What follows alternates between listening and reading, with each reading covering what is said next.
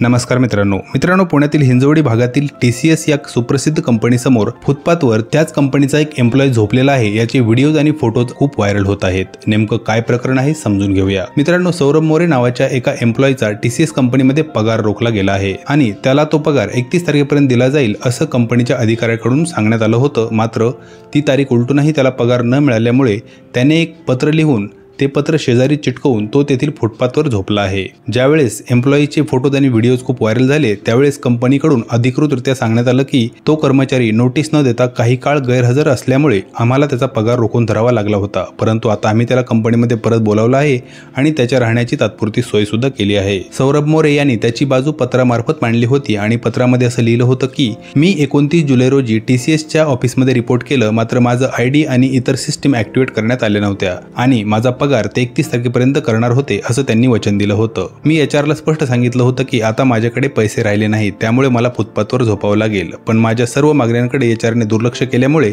माझ्यावर फुटपाथवर झोपण्याची वेळ आली आहे। मित्रांनो, जेव्हा हा व्हिडिओ खूप व्हायरल झाला त्यावेळेस सोशल मीडियावर विविध स्तरांमधून लोकांनी खूप साऱ्या प्रतिक्रिया दिल्या आहेत। TCS सारख्या नावाजलेल्या कंपनीकडून त्यांच्या एम्प्लॉईला दिलेल्या या ट्रीटमेंटबद्दल तुमचं काय मत आहे कमेंटमध्ये नक्की लिहा।